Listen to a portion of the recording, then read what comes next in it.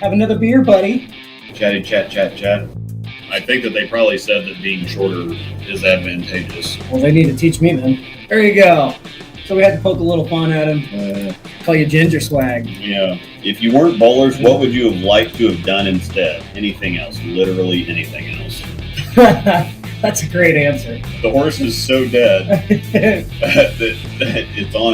it's on some kid's school project on a landfill already. And there you have that one it. No. We'll talk about that one more. Terrible idea.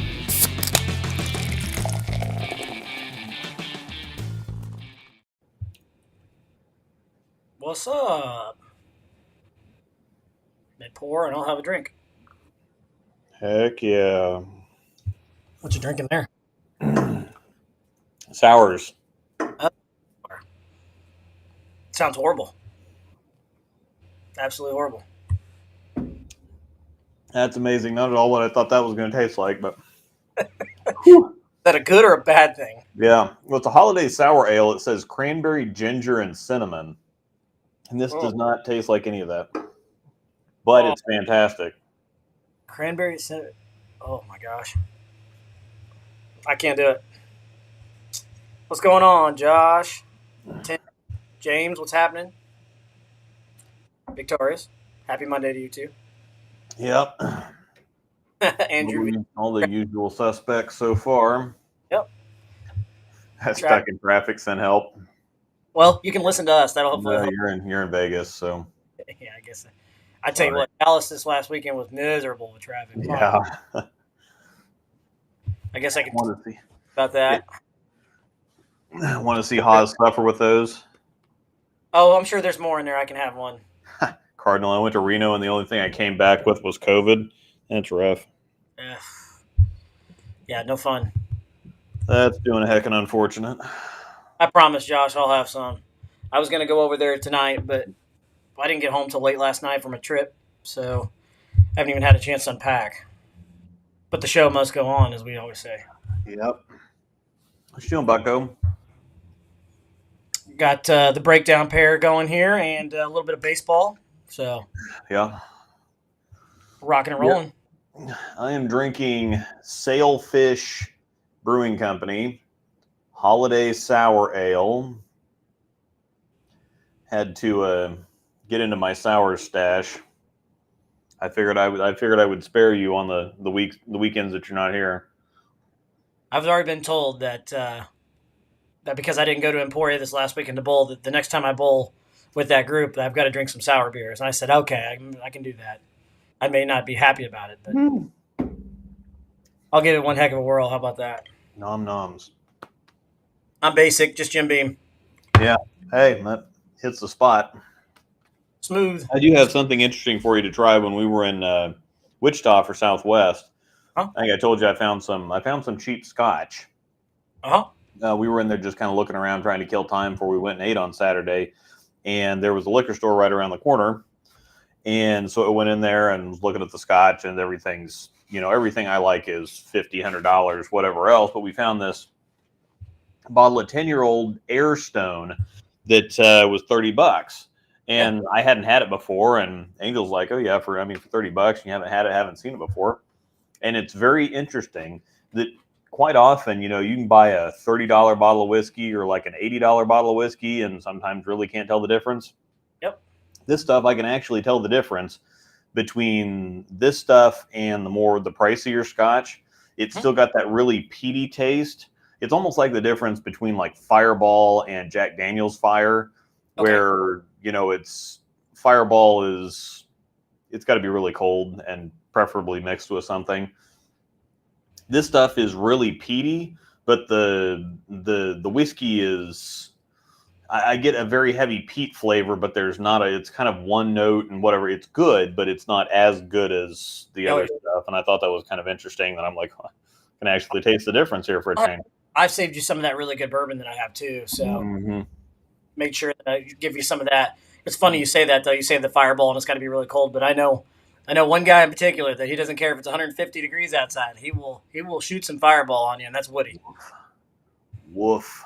That man loves him some Fireball. Yeah, Jack Daniel's Fire or something. The Fireball's terrible. Ugh. I mean, I've had plenty of it. Trust me. Yeah. It's got to be cold. Anyway. And now it's getting warm outside, we probably can get together for something and try some of that fancy stuff. Play some golf. Let's grill some. Yeah. Some barbecue. Yeah, we need to make that happen a little bit more often. Get out over the summer. Get out to like Forbes or something. Play that $10 all you can play from 5 o'clock till whenever. I'm good with that. Yep. You just tell me when. I'm down to play. So. Yep, and then they got that new brewery, 785 Brewing Company, that's over there. That's going to be not far from Happy Bassett Barrel House, and then Lakeside.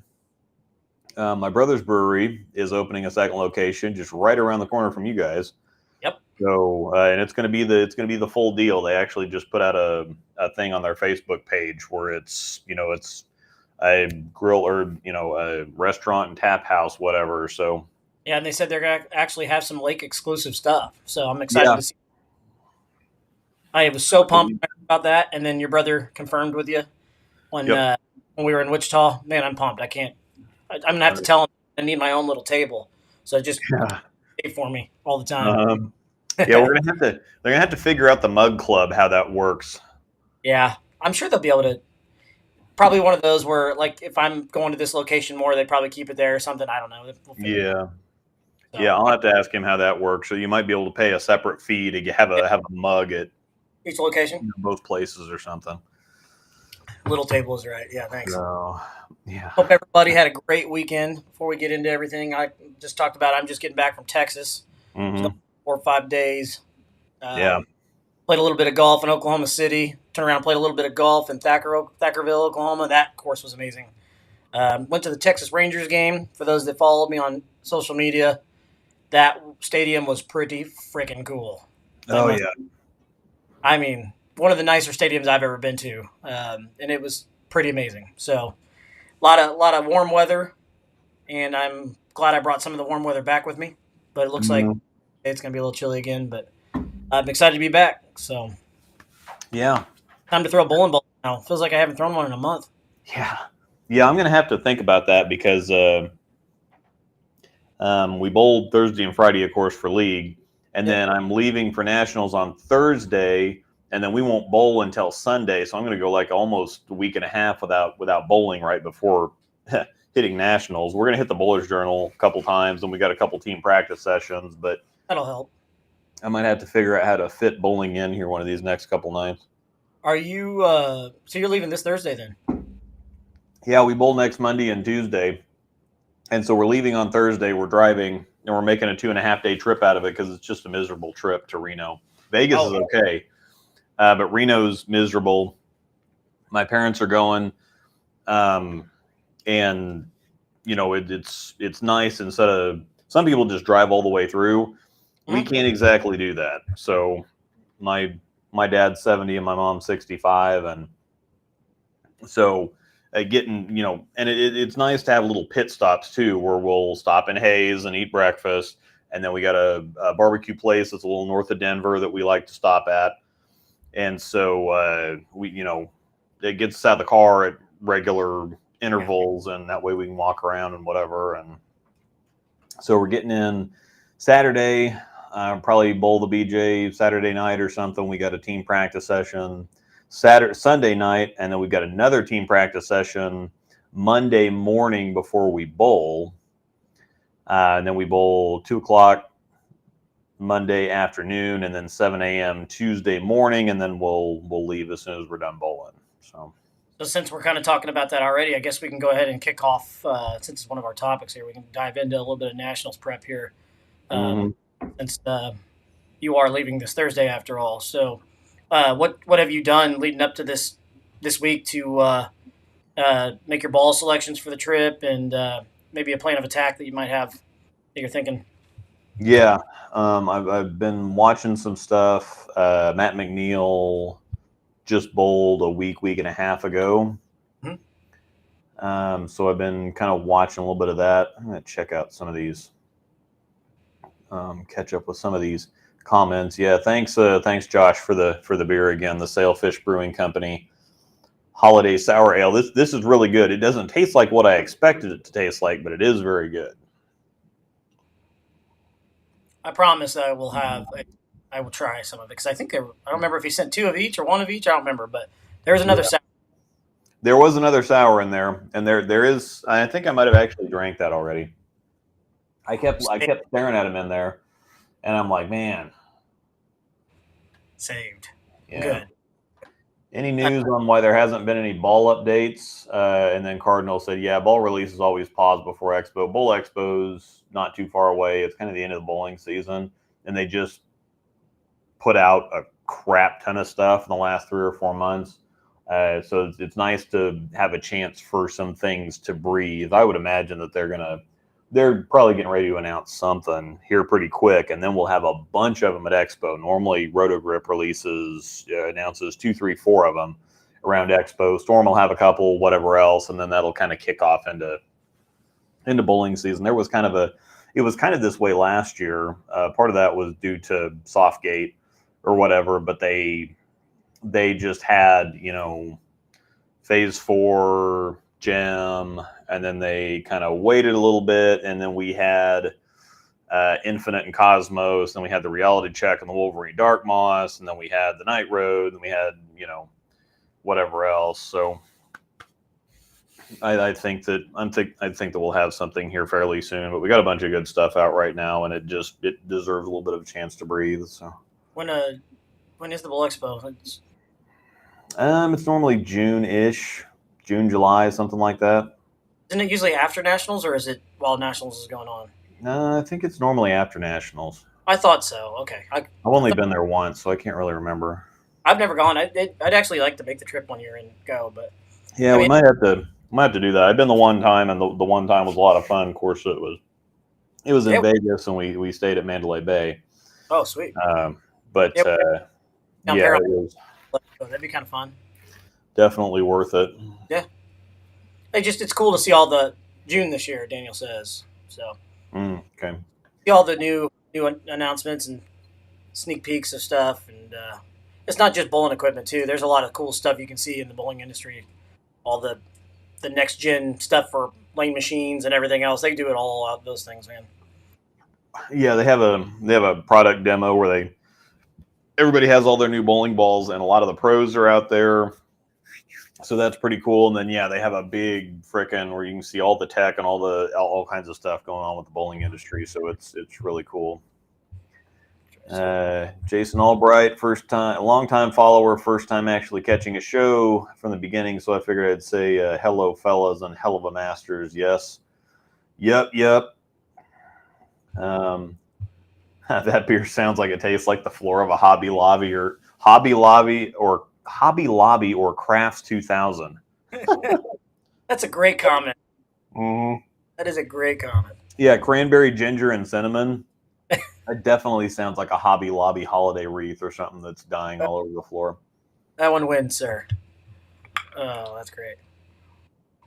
The BJ felt like it was between team and singles and doubles and harder than both. Well, that's interesting. Wow. I don't really ever plan on bowling that well, and I'm still trying to figure out this lefty thing. So you did bowl half bat last year, if I remember right. Did you? We'll see. No, I haven't. I haven't bowled. Actually, the first time I bowled at lefty as the only 1800 I've ever shot. I have shot 1700 and the odd 1600, and I have shot 1900. I have never shot 1800 before until I became a lefty, and now I shoot my first 1800. And then last year was it was like 1760, 1770, something like that. So I think it's kind of funny that my career average righty is like 192 or 193, and then for the last 2 years, my lefty average is actually a little higher. I think it's still 190s. That's still not bad. 190-ish. Yeah, that's fine with me. Still in the upper division. Yeah, if I can hang out and average 190, it's nothing special. But if I can average 195, 200, that's not going to be a whole lot of anything to complain about, especially with the wrong hand. We got our buddy Bruce in here who almost found himself an eagle last year. Mm-hmm. Didn't he finish the top 10 in singles or something like that? Or what? I don't remember. It wasn't in I don't remember what division it was, but I thought Bruce was in standard, and he shot 710, 715, something like that. And it was like 10th or 11th in singles. Yeah, I mean, in the standard division. I don't care what division, still respectable as heck. Yeah. Yeah, Bruce had a year. So props to you, buddy. Go, Dougie Vision. What's up, man? What's happening? Get the big time up in here. Oh yeah. Yeah. We've made Woof. What's up, Bucko? He's just looking at you. Like, Hi. there he is. Hi, Bucko. You like the sour beer? He's so long. Yeah. What you doing, Bucko? Hi, Mistral. Hi, Tweety Bird. What are you doing? Now they're all here. Goodbye. Goodbye. Thank you. Yeah, 10 and 20. I know. Thank you. You're done. Exit stage right. Exit stage right, sir. Yeah. So, yeah, thanks for popping in, Dougie. Yeah. All right, what do you want us to kick off with here? I kind of talked about. Yeah, I'll. There's not a whole lot of national to talk yet. I'll probably do some videos and stuff while I'm there, but I did get my arsenal selected. Okay. I'm taking 2 pitch blacks. Okay. I never ever thought I'd say that before. I have differently drilled pitch blacks, and I'm pretty sure one's going at 500 and one's going at 1,000. No, and I'll have to fix them later after I use them on all the early stuff. I am taking one promotion. I don't know which promotion is going to go. I've got a newer one that I'm not. The layout's a little wonky, and then I've got an older one that doesn't have a whole lot of giddy up left in it. I'm probably going to take the newer one because it actually looked pretty good with surface on it. It's a little bit weaker layout. You're not going to take a Zen-U? Just 2 pitch blacks? I am taking a Zen-U. Okay. That ball has to go. I can see you throwing that ball quite a bit, to be honest with you. Oh, balls. I never. I don't think I ever took my... We bowled on Friday, and then I never unloaded my car, so I'm pretty sure that I had all the stuff in the car with me at work today. I'm taking the DNA. Okay. I'm taking the Fate. I drilled a new ice, a spare ball, so the ice is going instead of the mix. The mix I never got along with it because it just hooked too much. If I threw it straight at the pin, it would always hook in front of it. And then I'd try to give it room, and I went back and forth between ditching it, missing it left, and then missing it right. The ice I can just throw straight at whatever I'm throwing at, and it'll actually go straight. So I drilled one of those, and then I'm taking a Volt Pearl, which is kind of like it's kind of high roadish. Okay. It's a little smoother. It's that blue one that I've been using quite a bit. I used it I actually used it all weekend at Southwest. Yep. And that one looks great. Just in case I need something, I'm probably not going to use it. I don't think that something clean, high RG is going to see any lane time at all, but there is another lefty. And if we do get some weird stuff going on if we throw urethane or whatever else, I don't really see myself using it, but if that's there, or if I can shim a little bit or whatever else, stranger things have happened. Yeah. So I'm taking it just because it's nails. So that's the 9 that I'm taking. I could add something like a UC3. I'm thinking about taking 11, but I don't know. I mean, half of the ones I'm taking, I'm not going to use anyway. I'm not going to use the Fate. I'm not going to use the Volt Pearl. I will probably use, and the urethane balls, actually, I'm not sure that urethane is really in play this year. What I've heard so far, everybody who's using reactive stuff, it's kind of like the Masters where you just didn't see urethane stuff. It was just not in play at all. Everybody was throwing reactive stuff.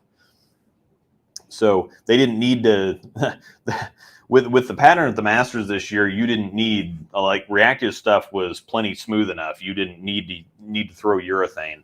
And that's going to be something interesting to talk about with the pattern design, because last year they kind of thought that they designed it to take urethane out of play, and that's all anybody threw. It was pitch blacks and purple hammers the entire time. Nobody threw anything else. They did. That's exaggerating, but you get the point. Right. And this year, urethane was not a thing. So if I do take a couple extra balls, it will probably be the Cosmos is going too. That's the one that I forgot. The Cosmos is going. If I take extra balls, it's probably going to be a UC3 and a Hype Solid. Is probably what's going to go extra. But again, I don't think the UC3 I think probably is a good idea. But at the same time, the Cosmos is so close in terms of overall everything that I think it'd be a little bit redundant. And the UC3 might even be a little too torquey. But that's what I'm taking. What's that? Who all's bowling with you this year, like team-wise and stuff, if you don't mind asking? Yeah. So Chaz at Dallas, James, Ryan Klaus, Jason Crouch, Bruce. Crouch is a new addition this year, right? No, he's been bowling with us the last couple of years. Oh. We lost quite a few people. We took 4 teams last year. This year we're only taking 2, but it's kind of a hodgepodge thing. And there was some stuff. Luis Napolis bowled with us last year. He had a baby. That's 1 now. Spencer Hildebrand had twins, so he's not going. Morgan and Mason Moore are not going. We had them with us. They've been doing some big things this last year. They're bowling Thursday. Yeah, Lucas Bajakovic was with us. Derek Lewis is bowling with us, and I think that's it. I think Ramsden. So it's Chaz, James, Ramsden, Derek Lewis, Dallas, Ryan Klaus, me, Bruce, Jason. I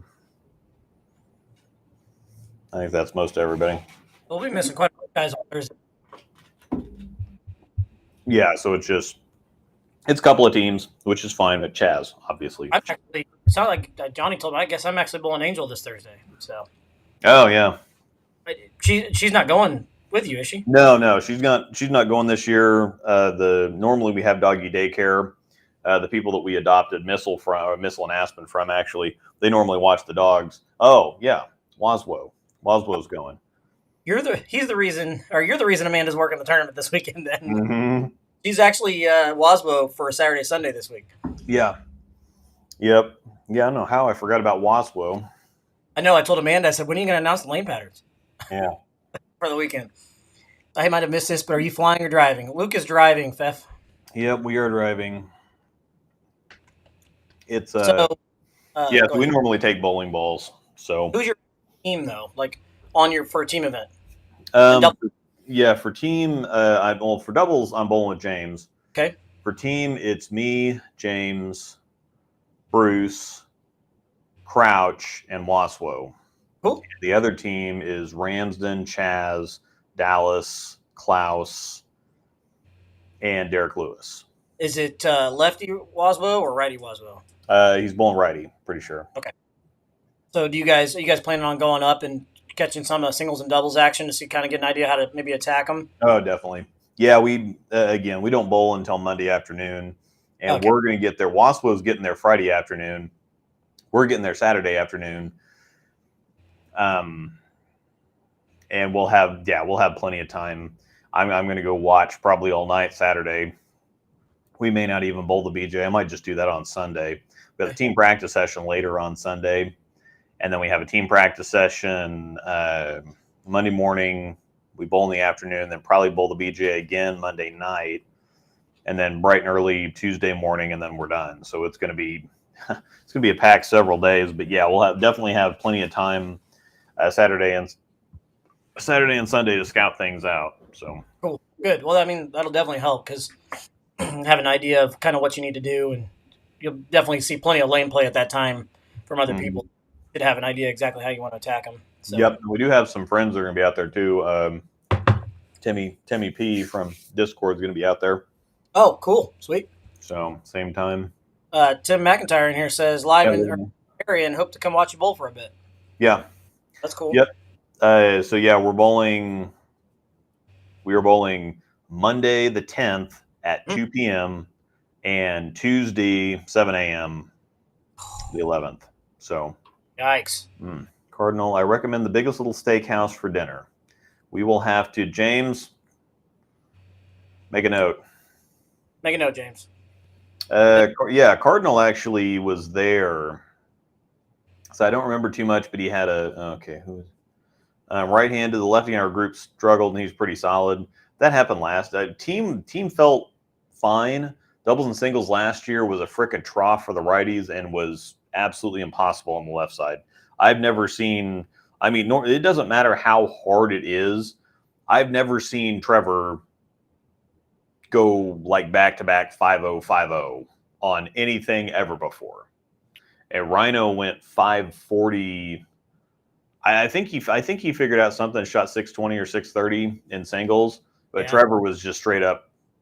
I mean, they just freaking trapped us, completely trapped the lefties, and it was rough. Justin Knowles figured it out, but he slow hooks Matt Russo's a purple hammer, and Spencer Robarge did well too, but he just gives it the heater right down the side. So Trevor's not bowling this year, I do not believe. So no, I don't remember hearing him bowl, but yeah, that was miserable to watch him, and I'm thinking, well, this is great because he shot like 670 in team. Yeah, and I went because they bowled the days before us. They bowled doubles and singles on the day that we bowled team, and so they were finishing up, and so we got to see team. Then we bowled team. Then we watched them double singles. Then we bowled double singles, and it was just miserable. And Tyler Rumblovitz was bowling with him. He said, "Dude, he's like, I feel bad. He's like, I feel bad because he's like, I'm putting a purple hammer. I can peel it off the 2 board, and I've got hold at 7. So he's like, he's like, all I have to do is just not screw up. And he's like, the lefties have a fingernail to aim at. Goodness, so that's a lot of room. Yeah. Cardinal, I threw the purple or the pink urethane widow early, but ultimately went to a mindset with surface. And that's what, hi, Bucko. Hi, buddy. But, woof. That look. Woof. You said woof. You said woof. Hi, Pickles. Come here, Pickles. Hi. Uh-oh. Yeah, I know. You don't get in here much, and you don't smile much either. Look at this. Look at that, smiling big time. What are you doing, Pickle Chips? I know. Are you okay, dog? You a good pig? You a good pig? This is what she's like when people aren't around. So. I love that dog. Yeah, quite a long drive from the East Coast. Might drive to Baton Rouge in a couple of years. Yeah. I'm trying to go to Baton Rouge. That's my game. I don't know. I'd like to make. Is it Vegas or it's Baton Rouge next year, right? It's Baton Rouge next year, and then it's Vegas. No, yeah, no, it's back to Reno 2020. No, I don't know. I think it's Baton Rouge and then Vegas. I think so. Yeah, it's Baton Rouge. Well, no. Wait, because Baton Rouge is 25. So I think next year is back to Vegas. That's what I was remembering because Reno's 26, or they haven't announced any like extension for Reno beyond this year. And what all I've been hearing about the prices are nuts. Like you're gonna pay like $2,000, $2,500 to go bowl the tournament. Yeah, oh no, that's ridiculous. Because I was actually talking to Casey Murphy a little bit earlier today, and he said that they're going in July this year. And he's like, it's $1,200 for. Hi, Bucko. Hi. Why don't you go talk to Mama? Where's Mama at? That look on his face. Woof. He's woof. Come here, Pickle. I know. Is as of right now is to looking towards Baton Rouge. So. Yeah, Baton Rouge is 2025. That'll be fun to go to. So yeah, I think it's back in Vegas next year. I've got a cruise in 24 that I've got to save up for. So. Oh, Pickles, you're the happiest pig, aren't you? You're the happiest pig. You're the happiest pig. I know. I got like an itch on my forehead, and I've got to be so careful because the top of my head is fried. So tender. What did? Yeah, Chris Cannon. Yeah, the Vegas guys were not impressed with. Hi, Buck. Hi. What are you doing, Pickles? I know. Where's Mama? I know, Piggy. You're the best pig. I know. You're the best pig. Yeah, Vegas, Baton Rouge, and Reno. Of course, you got to keep going to Reno. Yeah. I'm Reno out. Well, and this is the thing with it. I like going to the National Bowling Stadium, but with the prices and the cool thing is my parents like a road trip, so they normally pay for the vast majority of it. Okay. It's kind of like a Christmas in July. We normally go in July. Well, yeah. That's pretty cool though that you get to do that though. Yeah, just thinking about it, the hotel rooms for Saturday are $250. It's $15. I thought people were exaggerating. It's $15 for a Coors Light. This size 16-ounce Coors Light, or maybe 20 ounces. It's $15 for a Coors Light tall boy. Sounds like bring a flask. Ridiculous. And then everybody says the food's crazy expensive. And then Chris Cannon, he's like, man, like it was rough. And they keep talking about how they're revitalizing Reno and whatever else. And then everybody's kind of like, there's nothing there. It was crazy expensive, and so this might be the last Reno trip. Yeah, Reno sucks. Sorry for any locals that live there. For us traveling there, it just sucks. I've got the Red Sox game on over here, so if I react randomly, just don't mind me. Yeah. Cardinal, don't remember too much, but he had an MV Tour and a Hybrid Widow. The lefty, yeah, the MV Tour would be if I could throw one, I would probably have one of those.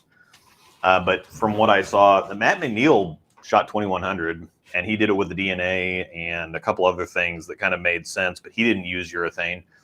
He typically tends towards reactive stuff anyway.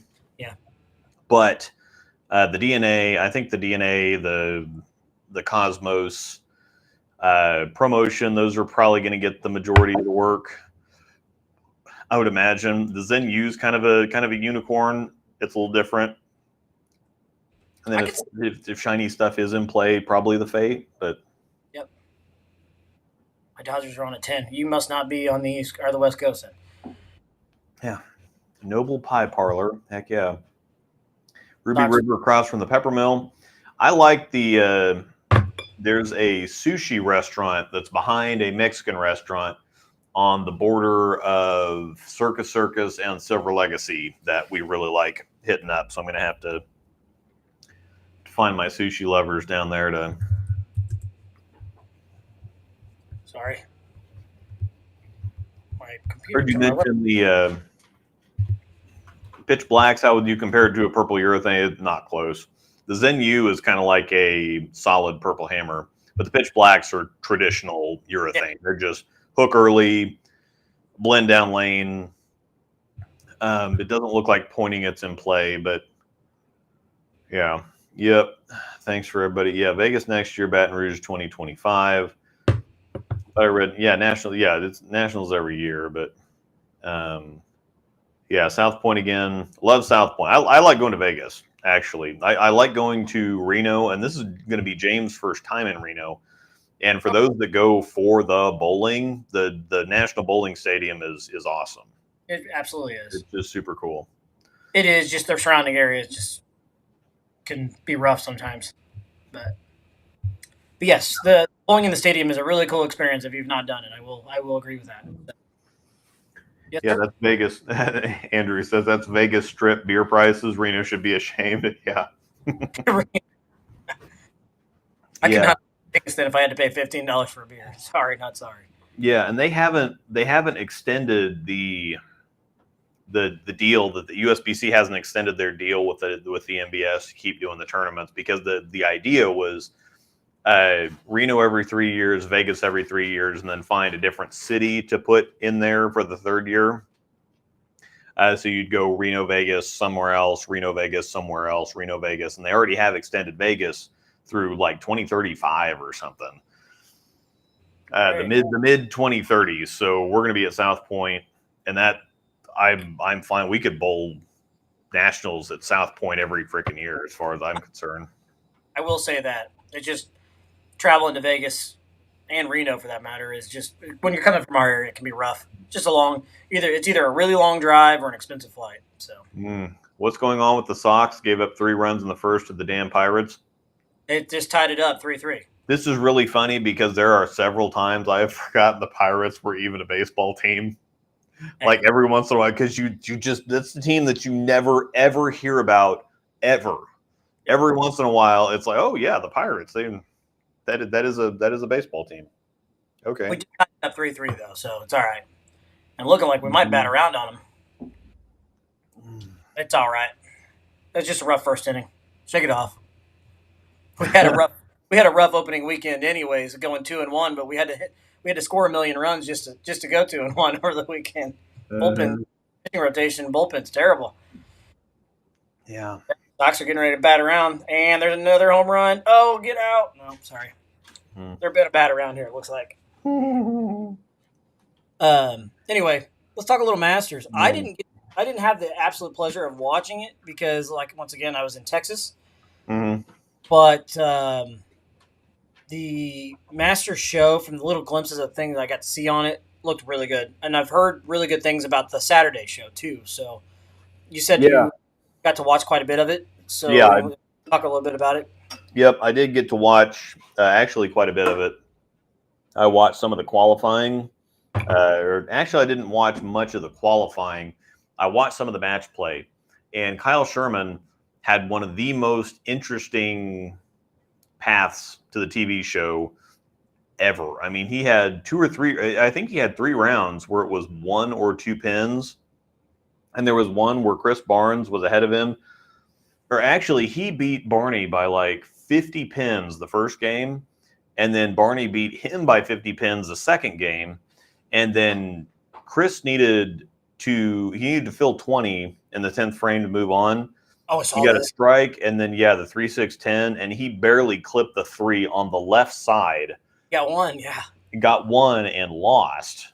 He needed 2 to tie, 3 to move on. And so Kyle snuck through that one. And then there was another one he snuck through, and then there was I believe in one of the shows, he had a roll-off with Vi. Yeah, he did have a roll-off. He had a 2 or 3 shot roll-off with Vi. Oh, this game, run home run. Good God. It was a 2-ball roll off with Vi. Vi left, he got 9, and then I think it was 9, and then Sherman struck to move on. Shout out to Parker Bone for making a show though. On the Masters. I will say it was painful not getting to watch the Masters much because, to me, in my opinion, that's one of the best tournaments they bowl every year. I've always Masters. I love the format. It's just, I love that this double elimination match play it just feels big. And just has always been one of my favorite tournaments. Also, shout out to Michael Martell. Hell of a job this week to make the show and darn near win his first title. So, yeah, and that was, I think everybody kind of knew that having to beat Simo twice in the championship match, I think everybody kind of knew it's like, this is over. Yeah, barring some kind of miracle, especially when his last 2 match play rounds were 790, 840. It just 840. The fresh on that pattern looked insanely easy because there was friction outside of, 4-board. And then inside was just an absolute trot. Everybody was playing straight up. There was plenty of hold. There was a little bit of tip down at the end. And when you give pros a couple of boards to work with, plenty of oil, all they had to do was kind of walk it down the side. It was the burn squads that were awful. Those were the ones that tanked everybody. But the fresh squads, with them only being 5 games a squad, everybody just beat the brakes off the fresh. And then when you got into match play, there were a lot higher scores than normal. There was a lot of stuff up in the...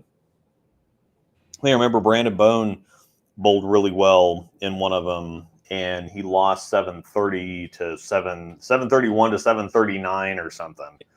It was just ridiculous. Some of these scores at the Masters of all things, but I think this was better than the U.S. Open having the 17-person step ladder. Cool idea, but way too much.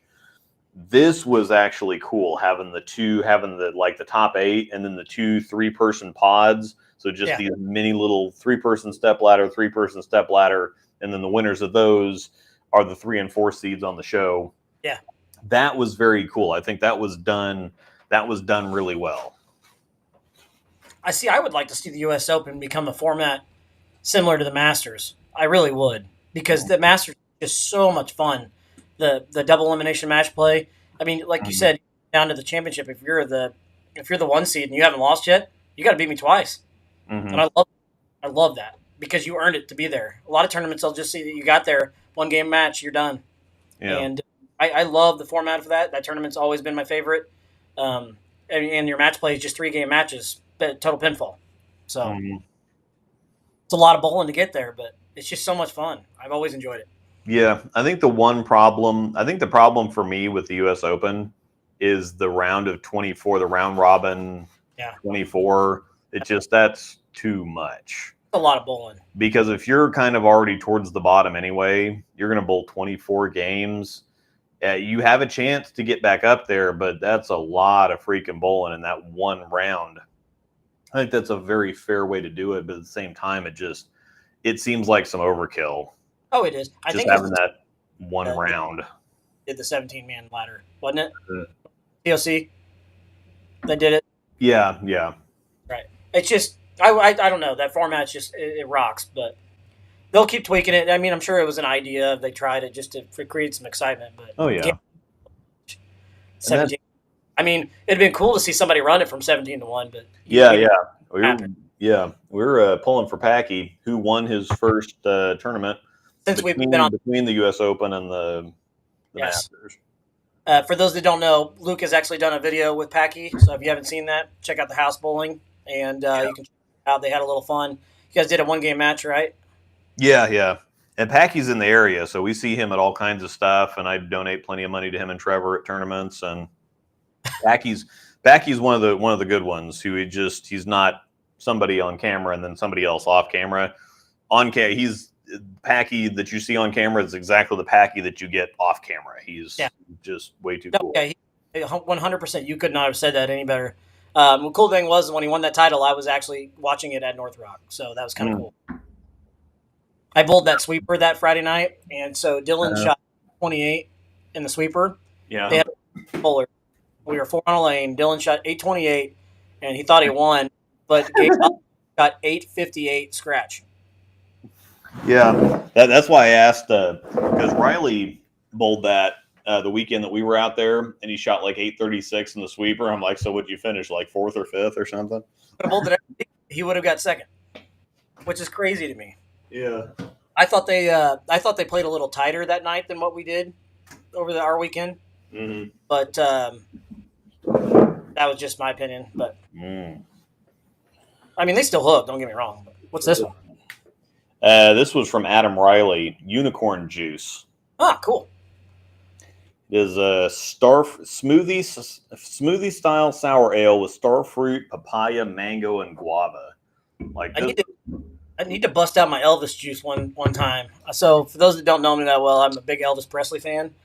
And Adam Riley and his mom actually bought me some beer called Elvis juice. And it's actually pretty good. So I'll have to bust that out sometime for the show and let you try it too. Bring one over. Some may have heard of it, but I'm weird. If you make fun of me for being an Elvis fan, I'm sorry. Don't judge me. Holy crap. I think I'm even going to be Elvis Presley for Halloween this year. Sweet. I got an Elvis costume for Christmas. I was born the day he died. Really? Interesting. Interesting. That's a sad day, but a happy day that you were born into the world, Seth.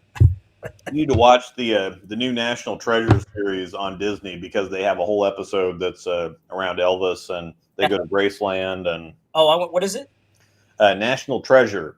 Oh, the movies they had with Nicolas Cage. They have a series. They have a new season of a series on Disney Plus of National Treasure. Maybe I'll go up and watch that. I'll probably watch it Wednesday night. Maybe I'll watch that Wednesday night. I'll make a note and I'll go watch that. That'll be pretty cool. Sweet. Well, thank you for looking out. That looks thick. Yeah, it is actually. Yeah, this is very interesting. I should have shook it, whatever. Shaken and stirred. Yeah, unicorn juice. So yeah, this is almost it is a slushy. Is Angel bowling this weekend at all in Royal Crest? I don't think so. Probably not, because she bowls league Thursday and Friday, and the dogs are going to be put up. I think she probably is just going to clean and hang with the dogs on Saturday and Sunday, I would imagine. But I tell you what, I'm jealous because Amanda's got to be there anyway, so I might as well bowl, and it's close. But I've literally been in a hotel room the last 3 weekends, so I'm ready to sleep in my own bed for a Saturday, Sunday. Wichita the last 2 weeks, and then Texas over the weekend. I'm done. Yeah, I'm so done. But I love Wichita, so I enjoyed the Wichita trips. Yeah, that looks like pure mango puree. Yeah, it's pretty close. That looks really thick. Well, verdict. Yep. Any good? It tastes like pure mango puree. Really? So yeah, this is. Yep. I did have a mango margarita on Friday night in Dallas. That it was like a hole in the wall authentic Mexican restaurant. Like, didn't know it was like a happy accident. Didn't know what we were getting into. We wanted like some chips and salsa. We get in there, they don't do all that. And I order a margarita. It was a little more pricey than I wanted. I think it was like $10. I'm like, okay, I wasn't expecting that. The guy like hand squeezed the oranges into it, and it was amazing. Now I want a margarita. We were watching while bowling. Everyone's talking about how Martell looks super baked. He comes across. He's one of those like super quiet guys. Yeah, I think he was quiet and a little bit nervous. And it's always interesting to watch the Kimberly test. Yeah. Seeing the guys that actually can maintain eye contact with her is always a fun little game I like to play. So, yeah, I see what you're saying. But yeah, they just kind of stand there. Matt Sanders is the absolute worst because he'll kind of look at her and then he'll just look everywhere else and he'll glance at her once and then he'll this If I remember, Dick Allen did the same thing. He's kind of similar when it comes to that, but that's all good though. The points were made though by several people that Kimberly is a sneaky good like sideline reporter. She doesn't ask like the dumb typical questions that are going to get typical answers. Like she actually asks some good stuff. So she is a very good sideline reporter, interviewer, whatever you want to call her. Yeah. So from what I understand is when she got into it, when she was working with ESPN, and before they transferred her over to Fox or whatever, the PBA, she had no idea about anything bowling, nothing at all. And then she actually took the time to learn the lingo, learn everything, and actually put in the effort to be good at it. And I agree with that. She's actually pretty damn good at what she does. I enjoy her interviews. So even if she interviews somebody after a loss, she knows it's just right. Like she's not one of those that'll just nag and nag and nag. It's just how things go out there. Yeah, they didn't go my way, and we'll move on to the next one. Hey, well, thanks for your time. Yeah, or ask them really irritating questions. Yeah. Yes. So how'd you feel after you stoned that 8-pin to lose that? Costing you about $100,000. God, that had to be yeah. But yeah, she does a good job. I'll give her that. Props to Kimberly and Rob are both criminally underrated. Oh, facts. Yeah. The fact that Rob was so hated on when he first came into the bowling world, he's really, really done a complete 360. I mean, it's another guy that's taken the time to learn the game and be good at his craft, and I enjoy him. So. Well, and he's done a lot for bowling too. I think the Fox deals are some of him actually pushing kind of behind the scenes, and I think he's been advocating for him quite a bit. So I'd love to see more Fox shows. Personally, I think that since the PBA's gone to Fox, the shows have only gotten better and better. So I actually prefer Rob.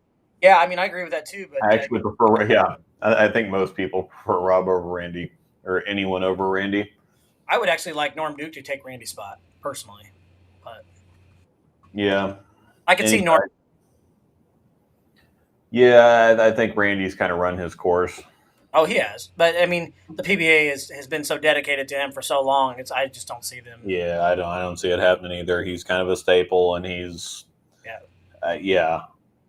Dave Ryan did a great job in the early 2000s, late 90s. I did like Dave Ryan for a while. 60 Fate to Success. Mm-hmm. He had some good calls there though back in the day. Some of those back in the PBA Tour heydays. I really enjoyed the early 2000s, late 90s of the PBA Tour. Back when you had your the sets. I can remember the sets. Some of the guys, they had them. The tour came to Luna a couple years, and I can't remember the guy that won. Patrick Allen, oh, PA. Patrick Healy. Patrick Healy. Yeah, Healy I do remember the lunar shows. Patrick Healy. There's so many good players back then that were just like criminally underrated. The game has just changed so much from then to now. This is accurate. Norm was great. I'd love to see Beef Stew, but they'd have to have him on delay. Oh, yeah. Yeah. Stu just says what he says. They just, I mean, you and I both said that we need to have the old Stu on the show sometime here. Mm-hmm. I think we should. We should give him a shout.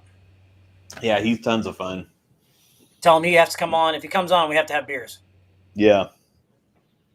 He would be a good one. Yeah. I would definitely. Some of them I hesitate to reach out to. Oh, yeah. Because I don't want to make it like a stuffy interview, and I'm sure that they got all kinds of people after him all the time. But Stu is one that it's just like, yeah, just hang out for 15 minutes, 30 minutes, however long, just yammer about some stuff. And he's cool to just hang out and do whatever. We don't even have to talk bowling. We can whatever else. I'll have to get Brad on here with us one time and sit here and have some drinks with us because I know he'll do it. So we'll have some drinks. You get him to have drinks and loosen up. Boy, he's fun too. So yeah, we can have a good time. Yeah. All right, we're to that part of the show. If you guys want to start firing some questions away at us here, we kind of hit the chat anyway. So really it doesn't matter. Talk about anything. Yeah. Whatever. But yeah, the Masters show went well. Parker Bone just got annihilated by Sean Rash, and that was Sean Rash's wheelhouse anyway. And I think he just got caught a little bit. Kyle threw very nearly a perfect game in that first match, and Sean was just a little too firm to start off with. And then people kind of said that, well, oh gosh, the lanes transition super fast. It's like, well, Kyle made some not good choices, which now they turned out to not be good. I don't think that in the moment they were poor options. I mean, just sometimes he got into a little bit of transition, and sometimes you have to make a decision, this or this, and he was making decisions almost every frame. And unfortunately, they just turned out to be not the best decisions. I don't think it's one of those things. It's like, I mean, because hindsight's 20/20. I think after he threw the balls, he was like, well, that's not the move, because he kept making more moves. So that's one of those things that it's like, well, gosh, that wasn't a great decision. And he's thinking the exact same thing. He's like, well, that didn't work out. And so he changed something else. It's not like he's just continuing to do the same thing in a cycle of failure. He just, the moves he made didn't really work out. And then he kind of trapped himself because he had to move in just a little bit. The infinite was a little bit too clean, and the gem was a little bit too strong. And then there was a couple shots where after he would throw the infinite and it didn't hook, then he would go back to the gem and he'd catch a little bit too much of the friction on the outside, and then it would overhook. There was a couple times where he threw it out to 3 and it overhooked. And I think that they did that with the patterns, take the rail out of play so that people wouldn't use urethane. So because of the oil volume, if you tried to play too straight, well, the urethane would just hook instantly. And if you moved in just a little bit, it would sail. And so I think that they intentionally tried to take urethane out of play this year. They succeeded. And then again, Kyle just got kind of trapped with, it was almost a little like a longer, heavier cheetah type of deal. But instead of having it so short and flat, it was longer, and so they could actually play more of the middle part of the lane. They kind of wanted to take that super straight zone with urethane out of play, which they did successfully. I think Kyle just got caught that second game, and Martel, once he settled down, he threw it really well. Yeah, they had a little bit of urethane going down the lane during qualifying earlier in the week, but it wasn't a ton. I was able to watch a little bit of that the first part of the week as I was in the car, but if I remember right, there was a little bit going down the lane. I don't think it was a ton.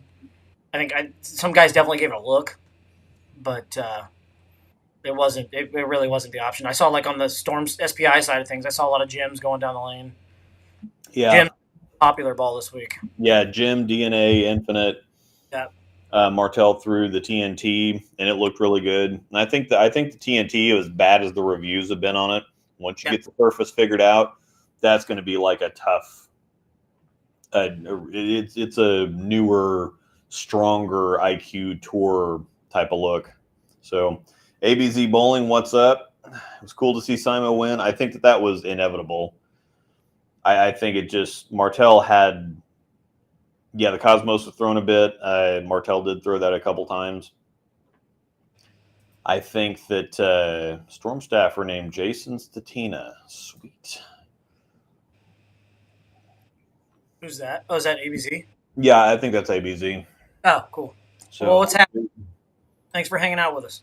Yeah. Appreciate it. So, yeah, I think beating Simo was a tall order. And Martell, I think, was super happy to just be on a show to begin with. And he made good shots. And it just trying to beat Simo one game when he's got that good of a look versus trying to beat him 2 games. You don't want to go into it with the mentality that's like, okay, well, Simo's probably going to win, so I'm just second place is good. You want to go in with the mentality that you can win and it can happen and whatever else. But at the same time, you kind of got to be realistic too. I think he was optimistic, but also realized it's like, okay, second place at the Masters is freaking amazing, especially after considering just hanging it up. Oh, yeah. I think a lot of people go through that too. Like Prather was this close to hanging it up before he kind of burst onto the scene, and now he's, doing big things because Prather sucked for 2 solid years. And that third year, he was like, okay, well, this is the last year. If nothing happens this year, then I've got to be done and find something else to do. And he had that huge year, and then everything's been awesome for him ever since. What's crazy about that with Prather, though, is he's always had that silky smooth release. It's just always been so good. It's just been something about the way he was playing him back then compared to the way he plays him now. Mm-hmm. I mean, his game hasn't changed. He's still been completely still, super clean at the release. It's just it has to be lane play at that point. Yeah, something. And this is the wasn't Prather on staff with somebody else originally at 1.2? I don't remember. For some reason, I think he was with Motive or something like that at one point. Yeah, I think he's been obviously with Rotogrip the last several years, but I think he was with somebody else. I can't remember. It was Motive. Yeah, Brittany said Motive. I mean, it's half the house was, it feels like. No, it was Brad Miller was with Motive for a little bit, and then Prather was with Motive for a little bit. Mm-hmm. People always forget Jake Peters was with Motive for a little bit. Mm. He won his first title with a Primal Rage. That's right. Oh, the OG Primal Rage too, right? I love that ball. Had a bunch of those. Yeah, and that's kind of interesting because Prather's been good forever. Oh, yeah. But it's just a different – and that's what I like so much about – I don't watch a whole lot of other bowling stuff, but I will catch the Beef and Barnsey show because they talk about a lot of stuff like that. And I think that's the best thing to – since they've been talking more behind the curtain stuff, they've been – their Beef and Barnsey has been taken off. They used to talk about just kind of regular stuff. But once they started getting a real deep dive into the behind the curtain stuff on the PBA, more consistently, they used to do some stuff. They used to talk about it occasionally, but it wasn't like a big feature. Now that's what they talk about 24/7, they will talk about stuff like that and say, yeah, so and so didn't have that great of a time for the first couple of years, but you got to learn to bowl on the tour. And it's just I mean, you did it way back when, and so you understand it's not just that the competition's better and the lane conditions are tougher. There's definitely a third, fourth, fifth element to it. Transition on the PBA tour is horrible. And the tour now is so much different than when I was bowling stuff out there. It's transition. It really is. Transition on the tour is horrible, and a lot of it's the rev rates. It really is. A lot of it's the rev rates. But back when there was a lot more guys that were straighter, playing a lot straighter than what they do now. But I'm telling you, the biggest element out there is transition. And I think that's where a lot of guys fight it. That you see early in their careers. Prather, Brad was the same way. I can almost guarantee he'll tell you the same thing. Until he figured out how the lanes transitioned on a week to week basis, it was gonna be just a grind and beat your head against the wall. Yeah, it's different bowling centers. Yes. So you've got to figure out how the center plays to begin with, and then you've got to figure out how to work around the transition. Then it's just experience, tons and tons of experience, and unfortunately, that experience is really, really expensive. And it sucks because once you get the experience, there's not a whole lot of money to be made unless you're a Chris Prather or a Simo or something like that. Yep. But I tell you what, it's some of the most fun I ever had. I did enjoy it, but from some point in time, if you see the writing on the wall, you just got to make the decision. Hey, maybe we should do something else. But, it was a lot of fun. I mean, I enjoyed the heck out of it, but it really is. It's transition. I think, especially when you're struggling, the mental side of it is so hard because you just tell yourself, it's like, if I'm not going to be successful at this, I don't even want to throw a bowling ball anymore. You know what I mean? It's like you worked your hardest to get to that point of your game where you're like, okay, I'm going to test my skills against the best I can possibly get, and then you go out and struggle for a couple of years. It's like, where do we go from here? Yeah, because you don't necessarily want to go back to like local tournaments or leagues, because then it's like, well, this is boring. Yep. Like I want some action. I want, the competition, and then all of a sudden it's not there, and it's kind of like, well, gosh, I don't even want to do this anymore. Yeah, no, I love Dave and Mike's tournaments, but I'll tell you that bowling that on a week to week basis is nothing compared to competing out there on a week to week basis. It's like.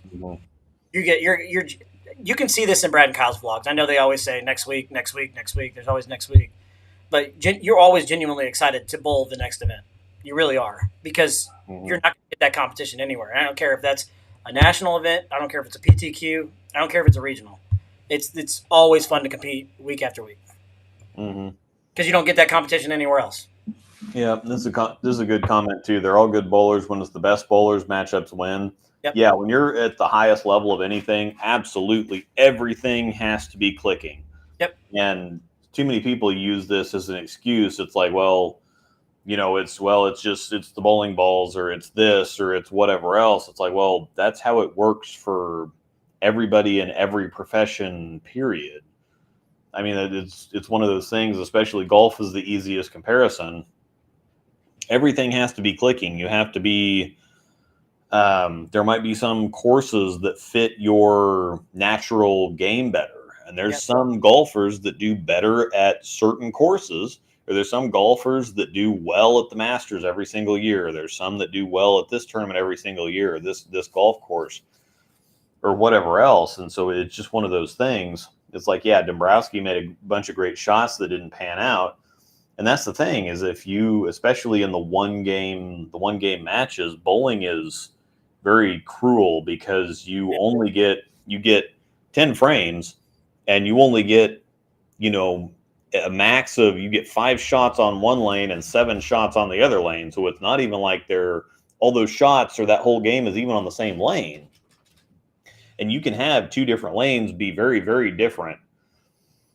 And it's one of those things where you throw one shot on one lane, well, that didn't work out. Then you have to keep track of 2 different lanes. And then by the time you kind of figure out what you're doing, well, you're in the 7th or 8th frame and the game's over. And if somebody else gets on a hot streak, or they just match up better out the gate, you're just done. Bowling's cruel. What's that? I said bowling's just cruel in general. It really is. It doesn't matter if you're bowling a 1-game match or if you're bowling 3 games of league. It can be cruel. We all know that. Yeah. But sorry. There's another one.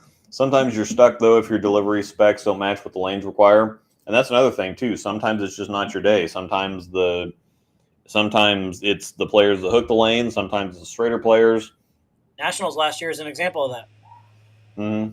And that way you're talking about some of the guys that played them straighter, or at least on the right side, seem to score a lot. When we talk about this, yeah, the straighter players on the right side were better, and then the left side it was actually opposite. Normally on the left side you want to point it, and the ones that slow hook, the lefties that slow hooked it were better, especially on doubles and singles, and then the righties, the ones that just kind of pointed it, that seemed to be the shot. And so it was just, again, Trevor, I've never seen it. I don't even care how difficult the lane conditions are. You will never, ever see Trevor put up back-to-back 5-0s on anything. Red square, I don't care. I mean, he did better than that on red square when we bowled on that a couple months ago in Belton. I didn't bowl that day. Had something else going on. Not that I didn't want to bowl, but what? Do you remember what he shot on red square? Just curious. No, I can't remember.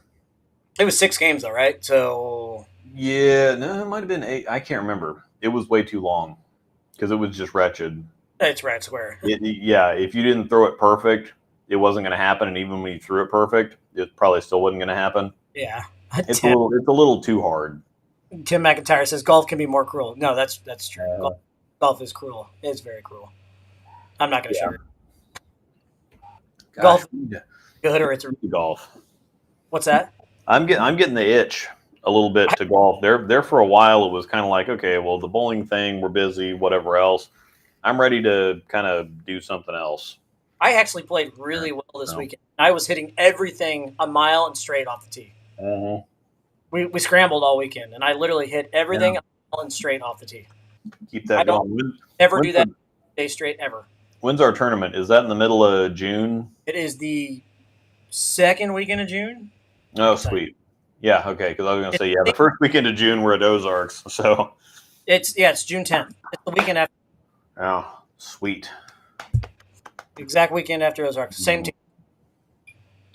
Oh, yeah, it was 8 games on red square. Dylan went plus 130. I don't know what Dylan was bowling on, but it wasn't what the rest of us were bowling on. I think, didn't you make that step ladder? Or you were very, very close to making that step ladder?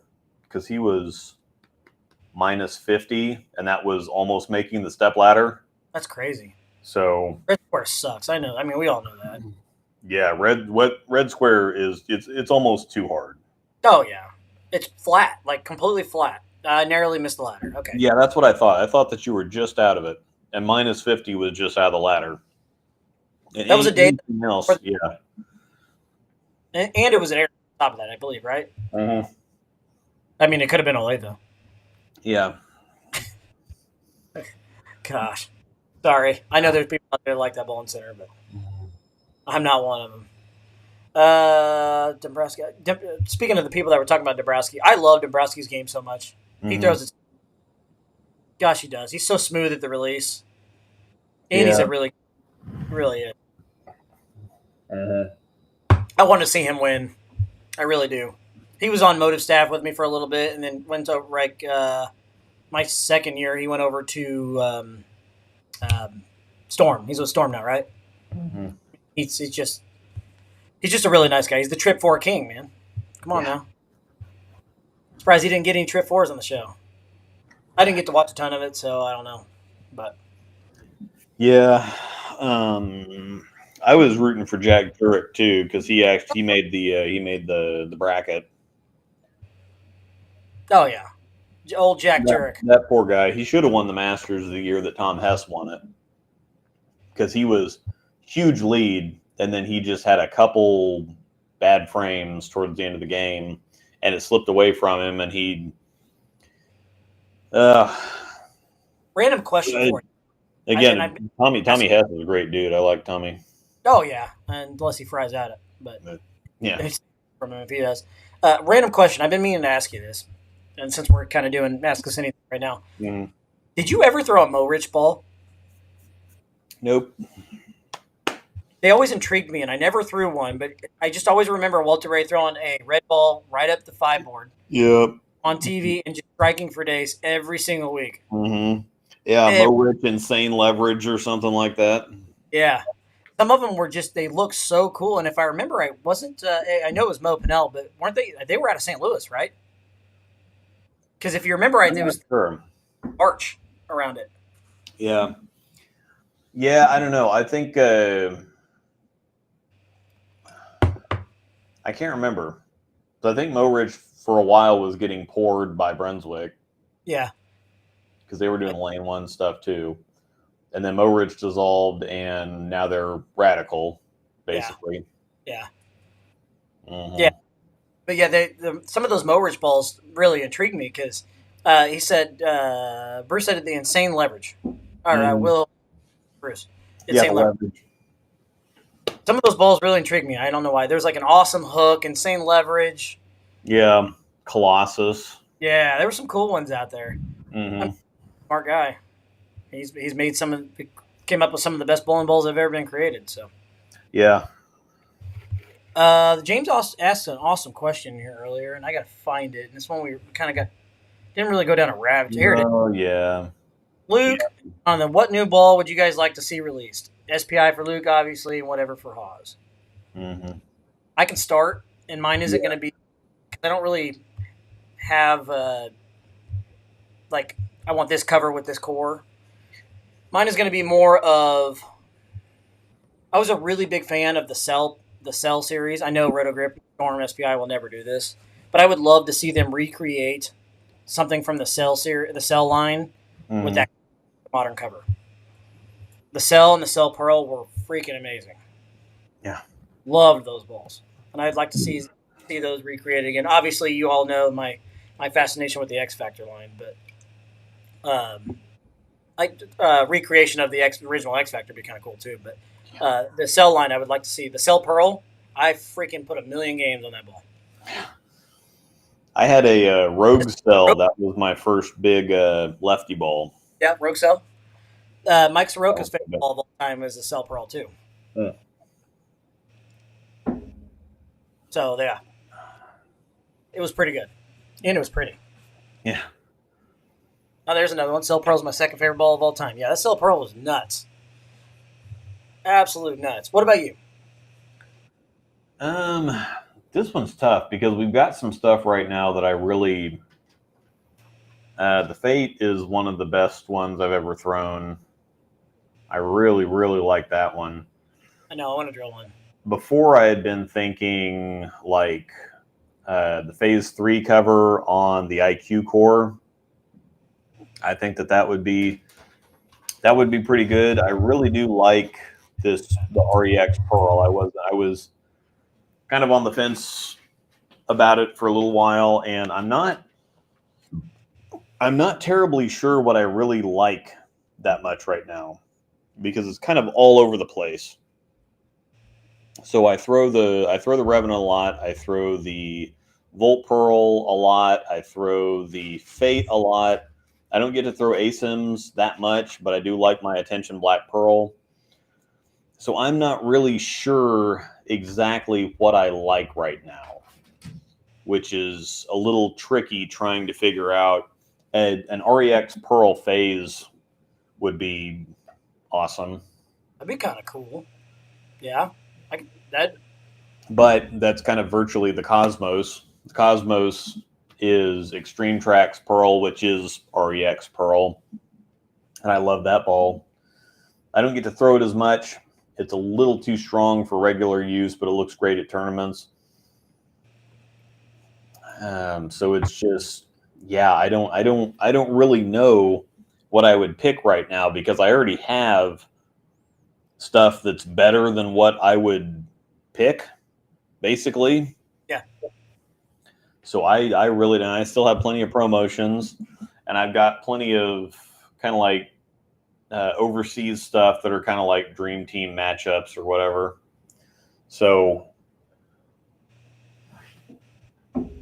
normally I'm like, oh yeah, I'd do this with this. And right now I just don't even know. Yeah. I just don't even know. I know it's so hard, right?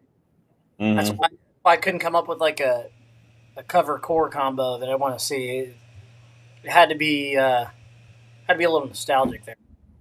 I know it feels like that ball wasn't that old. On the cell, like the cell pearl, for example, it's just been so long. To answer James's question, yes, that was the ball that Wes Malott threw on those king of the was it King of the Oh Hill? yeah, he threw that all the time. Oh, he shot 300. Was it twice with it on TV? Mm-hmm. But yeah, that ball was so sick. But yeah, the Attention Black Pearl that I have is basically an X Factor. It reminds me exactly of an X Factor. The astrophysics was really close to an X Factor too. No wonder I like that ball so much. Yeah. And then the reality check that reminds me of like an old the Brunswick zone stuff. Yeah. That was clean, sharp, archy, kind of not necessarily forward, just really directional. Reminded me a lot of like a time zone or something. Is Storm discontinuing the phase 2? They might have an uproar in their hands if they do. Yeah, highly doubtful. Highly doubtful. I want more R2X. Fortunately enough, I have the Nova. The Nova is R2X hybrid, but I've got Angel and I each have 2 ProMotion Tours, which is R2X solid on that core. I have not broken into those yet. I think that has to happen fairly soon. But again, I've got so much other stuff that's so good that I just can't justify putting holes in anything right now. I've got a bunch of stuff I'm staring at. That X Factor Reloaded, I think, is going to get some holes. But I've got a Flux Pearl. I've got a Flux. I've got some Pink Badgers. I've just got way too much good stuff. Are you really going to do it? You're going to put holes in the X Factor Reloaded? Mm-hmm. Oh, man. Yep. I think I have to do it. Painful. Yep, I think I have to do it because otherwise it's just going to sit on the shelf there. You'll have to have me come over when you're drilling it, just so I can. Yeah. Every time you go down, oh no, don't do it. Yeah. Otherwise, it's just going to sit there. So. Yeah, 100% depends on sales. Look at the OG Idol. So yeah, that's one that we've talked about a few times because they shipped 20 of them worldwide. The last 2 months, the Idol was in production, and so they thought, okay, well, everybody's just moved on, and then they discontinued it. Everybody freaked out, was snatching them up all over the place, and so they decided to make one last run of them to fulfill orders or whatever, and they had to make 1,500 more. So it's just one of those things that's kind of like, well, it's like, oh my gosh, why would they discontinue that? And it's like, why keep it in production if they're selling 10 balls a month? That doesn't make any sense. No, it doesn't. Let's move on, do something else. Yeah, absolutely. I mean, if they discontinue the phase 2, they might get the uproar of motive to discontinue the Venom Shock. Yeah. Well, and the Idol is still being used quite a bit, but the phase 2 is even heavier use. I mean, that's one of the balls that Simo won yesterday with. So. And it's a lot stronger than people give it credit for. That phase 2 is. Mm-hmm. Really, I'd like to see the Marvel core come back stateside. I got a fun one for you. Go grab it real quick. This is another one that I'm excited to drill, but I've got a Marvel Pearl down here that I need to have you plug. Plug one. I would like to throw that actually. I'd like to see the Marvel core come back to stateside. Yeah, that'd be cool. Yeah, that rumor definitely comes around every 4 months, James. You're not lying there. OG Idol was a weird one, though. Most popular with the tournament bowlers, whereas the P2 gets used in both tournaments and leagues. I loved the OG Idol. It was painful when I couldn't throw that anymore. Same thing with the P2. I loved the P2. I think Haley has my old P2. Do you remember that, Luke? I'm not sure. I think it was Haley that got my old phase 2. I'm pretty sure it is. It had 1 million games on it. What is stopping Storm from bringing back balls with high demand like the Idol? That's a Luke. Storm doesn't really like doing stuff like that. I was very shocked. They kind of see that as, well, they want the idea that they're continuing to progress and technology's moving forward, and if they re-release something old, they don't want to bank on nostalgia too much. and re-releasing something old like that just kind of says, hey, we're not making anything better now, so we'll just re-release this old one. Even though they've had bulls like the IQ Tour and High Road in production for a decade plus. But that's just not really their thing. They like moving forward. So, I mean, I get it, but at the same time, I mean, if you released one, I guaranteed you'd sell a crap load of them. Oh yeah. While you're still production, new ideas and stuff, but I mean, I get. Yeah, sorry, go ahead. I get both sides of the argument too. I really do, but I mean, V7's successful at what they're doing with it. I mean, if Storm said, I'm just using the name. If they said we're going to bring back an X Factor with a current cover, an updated cover, they would sell 1 million of them if they would allow it. But I'm not a million's a stretch, but they'd sell a crap load of them. Am I wrong? No, they'd sell plenty of them. So speaking of the Marvel Core, this is the Marvel Max Impact. Ooh. This has NEX Solid on it. So this has the Axiom cover. Yep. Marvel Core. And it's 1500 polish. So I never put a whole bunch of stock in, the 2016 IQ Tour was amazing. It's like, they continue to change as they cure. So the 2016 High Road, 2016 High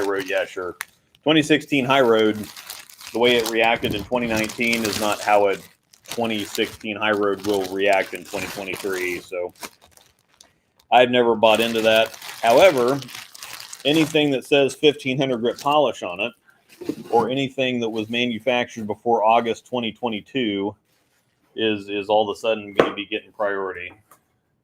That way I know I don't have to resurface them out of the box. So that'll be awesome. Possibly playing 6 just on his own. You're not wrong. Yeah. What's your thoughts on a 4-ball arsenal for lefty house shot? Also, please recommend surface adjustments you'd make to the out-of-box covers. Everything has to be resurfaced. Anything you buy now has to be resurfaced out of the box. And it doesn't even matter whether it's sanded or not. I just have to resurface absolutely everything. My 4-ball arsenal would be very, very easy. It would be reality check that down to 1,000. And then I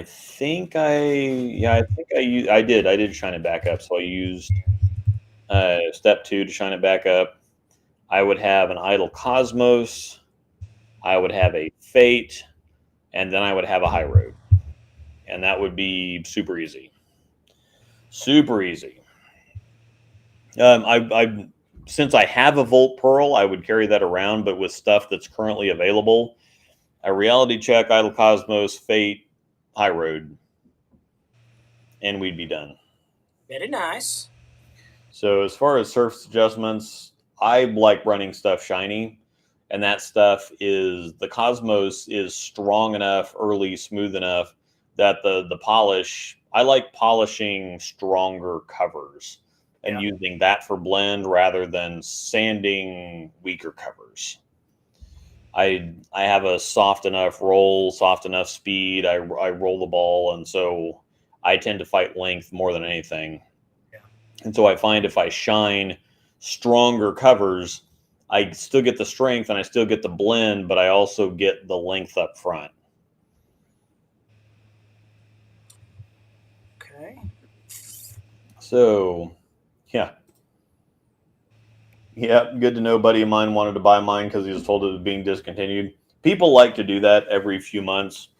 Yeah. The IQ or the High Road or the Phase 2 are being discontinued just to see who they can get excited and pissed off about it. I have a question for you. It's not going to happen until it happens. I have a question. You may not want to go down this road, but I will go down any road. It's not a bad road, I promise. If you had to pick the Phase 2, the High Road, or the IQ Tour, which one would you think would be discontinued first? Oh. Probably the High Road. That's what I'm thinking, yeah. It's the one that is kind of the most iconic, but it's also the one that, like, the IQ Tour is a sport staple. The Phase 2 is still locked in as one of the GOAT sport balls. Oh, yeah. The High Road, but the problem is the High Road is more of a league ball, and more people are probably going to be buying High Roads that are going to be bowling or drilling IQ Tours Phase 2s. And so it might actually be the IQ Tour. I think that one's also a little bit too iconic to get rid of. But I could see there's people using, I don't see as much IQ Tour usage on Tough Stuff anymore.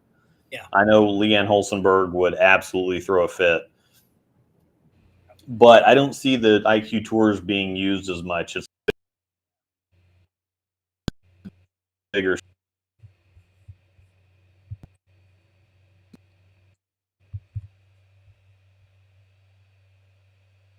Is having connection issues. Is it me? Tag on connection. Is it me? No, I got a notice. I think it's fine now. Okay, so I can hear you just fine, so we're good. Yeah. I think you'll still be able to hear me, but it's not me this week. Yeah. No. I just had that question. I was just curious on which one. I could see. I would say it'd be High Road if I had to take the pick. I really do like the High Road a lot. I haven't been giving it as much lane time as I probably should. Honestly, the most I've thrown it was Southwest here a couple weeks ago. So, and shows you how stupid I am for not throwing that more.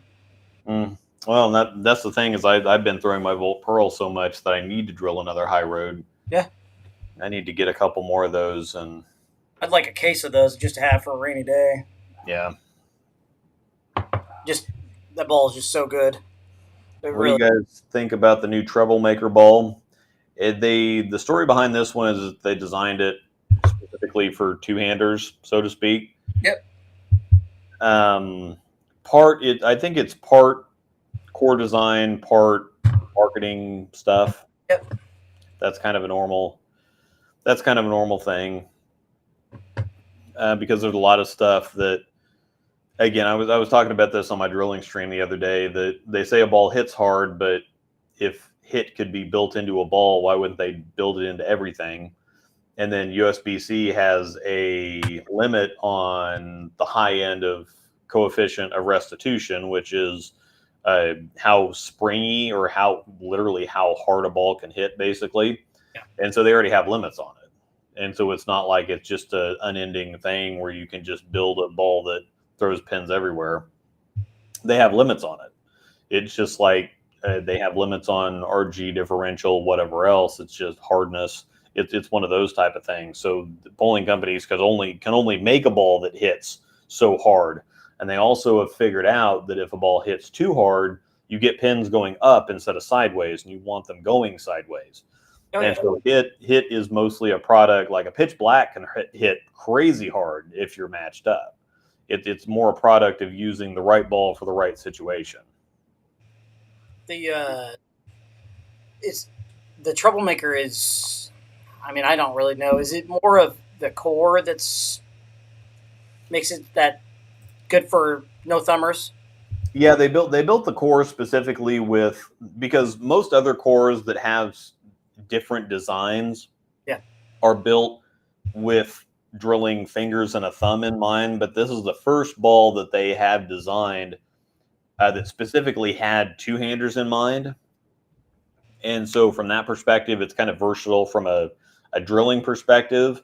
It's just like some of these cores, like the Crux core, or some of these that have the cutouts in the front, so it minimizes the change from drilling a ball, but it's for righties, because that cavity is where a righty's thumb will go. But if you drill something like a DNA or an Absolute or a Crux line ball right-handed, well, that fits the kind of design concept. But if you drill it left-handed, you're getting a crap load of core, because that's just, most people bowl right-handed.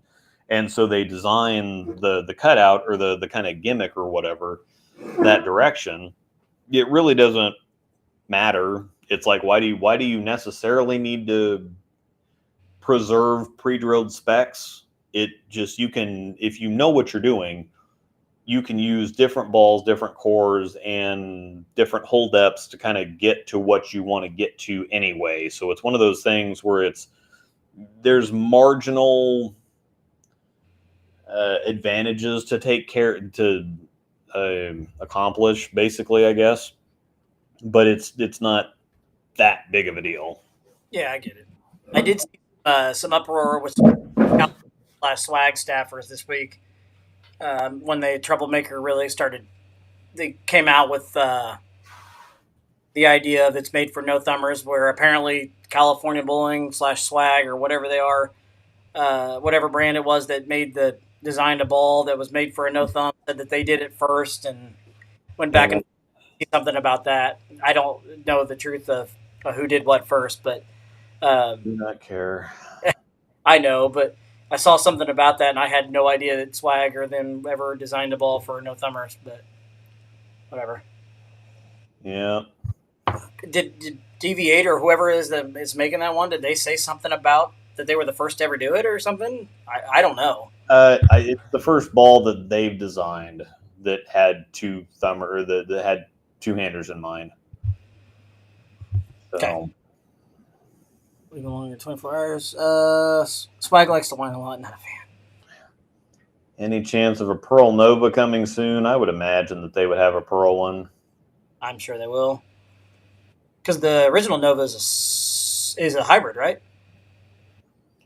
Yeah, the original Nova is a hybrid, then the Super is a solid. Oh, here we go. Good question. Pro Shop's always been sponsored by one brand. Just wondering if that's a new development. Yeah, it is kind of a new development. They tend to put Pro Shops on staff because Pro Shops can have they have direct control over sales, basically. Oh yeah. So it's easier to put a Pro Shop on staff, and then that way they can get actual direct numbers from how much they're selling. It's just an easier thing for the Pro Shops have a direct influence on the sales. And if the deal is good enough, the Pro Shops will skew a certain direction. Yeah. If you're pretty good at social media stuff, it helps too, though. So social media there's so much out flooded, but social media stuff helps a lot too. Yeah, Cardinal was talking about the Revenant, and his only look good with surface on it. Angels never look good, period. Mine, once I resurfaced it, it's amazing, and I just resurfaced it again because I've used it so much. But Angels nothing we ever did to hers worked. It just sucked. Is that the Spectre remake? Yeah. I thought, okay. That's the thought. I got some Storm Thunder plug for the first time. It's a little soft, tacky, even after an entire day. Have you rented this? Yeah, every once in a while. I actually had that happen I was doing a pitch plug for something the other day, and I set it. I poured it at night, and then I came by the next morning, and it was actually still sticky to my finger. And I'm like, what the crap is going on with this? I think it was Phil's. One of Phil's balls. I drilled the one for him, and then he wanted me to fix his other Black Widow. Yeah.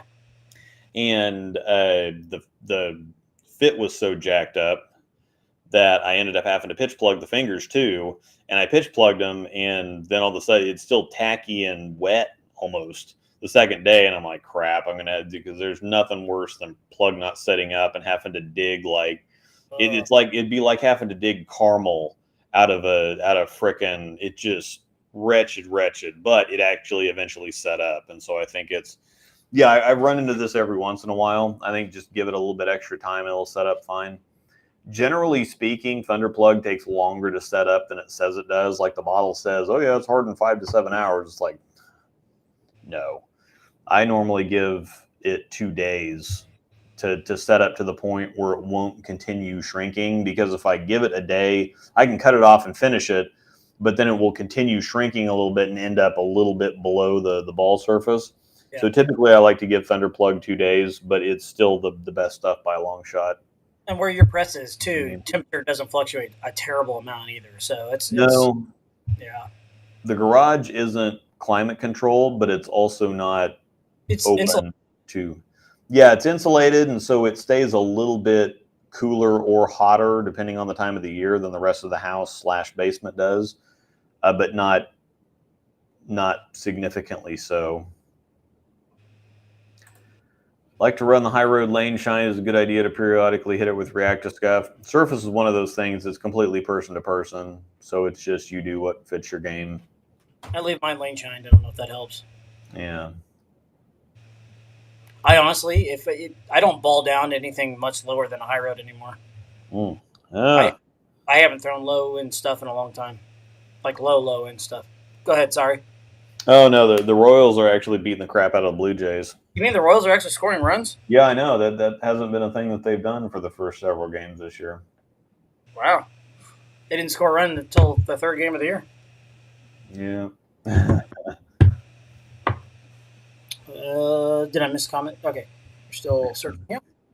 When he was with Motive, he complained that he could only loft the cap, so he felt trapped. He even offered to fly out and help with product testing. Was shut down the next year. He signed with SPI. I don't know who you're talking about. Talking about Prather?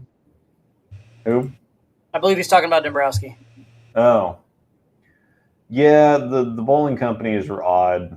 For some reason, they all think that they're in their ivory tower and they're the smartest people on the planet, and that the people actually throwing the balls day to day don't really know what they're talking about. And so if you say, hey, this might be a problem, or hey, this, or hey, I could help, it's like, no, we don't really need or care about you. Just sell the stuff. Yep. So. Right on cue. Playing with my resolution here for a second. Okay. Sorry. Jonathan, what's the surface and layouts on your high roads? Oh, surface is box. It just lane shined. I can grab a high road, but it's my normal pin, just pin above my ring. Mm-hmm. Of the exact numbers off the top of my head. You might have an idea more closer to what that number is, because since you put holes in it. Mm-hmm. It's kind of like Angel has a pretty standard layout. I have a pretty standard layout too, but I do dabble into the pin down stuff from time to time.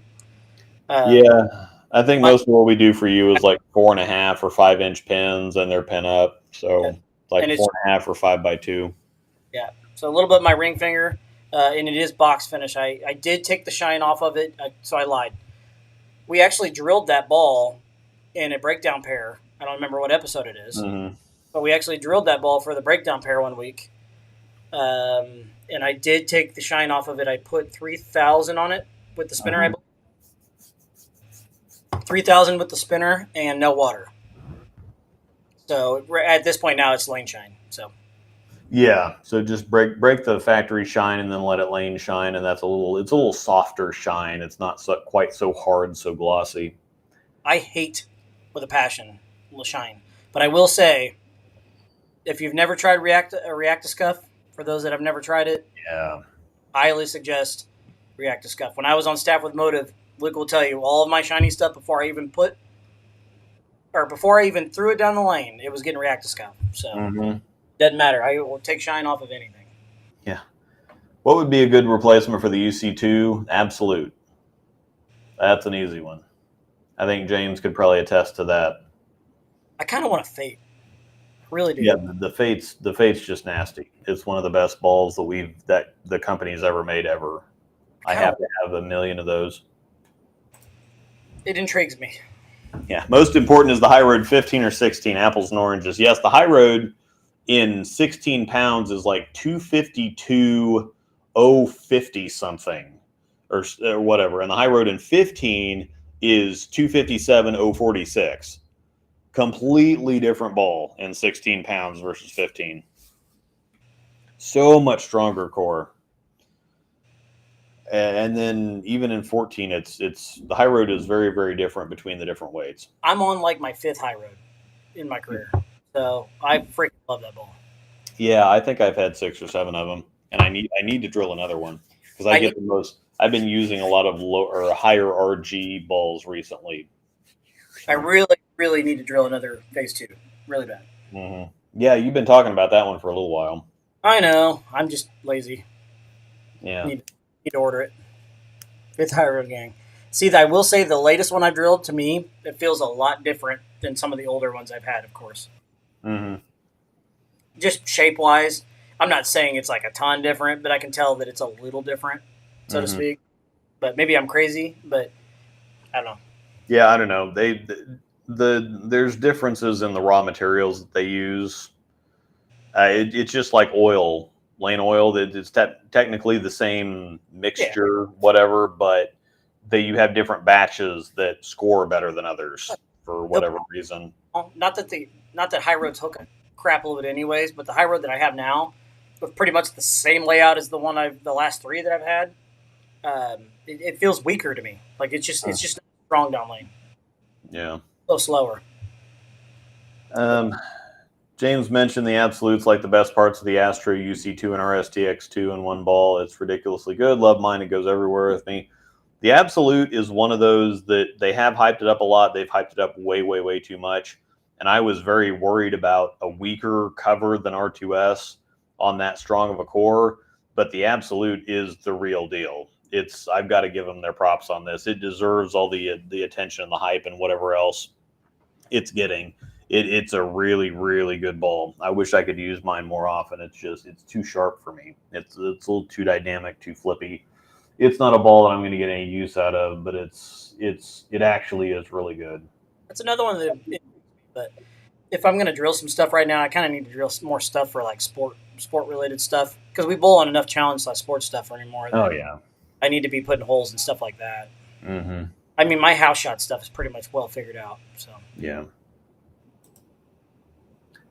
What has more effect on making a ball smoother at the break point in terms of layouts, pin to pat, pin to PSA, or pin to grip buffer? They all do. I would say that the easiest one is this pin buffer, or the pin to cog, or whatever, depending on what you are, because that it raises the RG and it lowers the differential. However, you can make a ball really smooth by doing like a short pin or something. If you put a 2-inch pin on a ball, that's going to make a whole lot smoother than going pin down.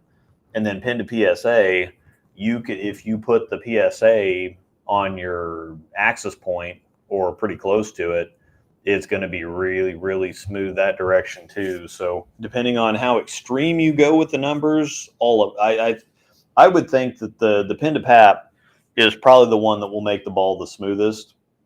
Pin to PSA is next, and then pin to pin buffer / pin to cog is the third one. Because if you drill a 1-inch pin, that thing's just not hooking. And even if you have a fairly smooth pin to PSA, it's still going to pop a little bit more than that, depending on the pin placement, the pin and the pin buffer. But I think you have them in order of pin to pap is the number one, pin to PSA would be second, and then pin to cog or pin buffer would be the last one. I haven't thrown any of the roads. What's the deal with them? They just are, kind of perfect. The high road especially is a lightning in a bottle type of ball. It doesn't make sense that it does what it does. You think that a ball with a 257 RG is just never going to see the fronts and then jerk on the friction down lane, but it sees the lane so well. If you get it out, it will pull up and move. If you get it inside, it'll give you a little bit of forgiveness.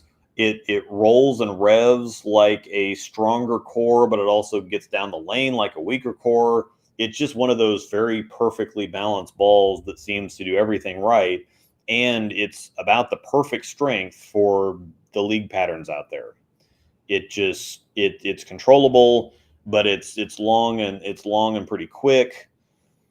It's one of those, you have to throw it. You have to throw one to understand, but as soon as you throw a high road, you just get it. You throw a high road once, you'll it's that good. There's a reason why it's been around for 10, 11, 12 years, whatever it is now. Yeah.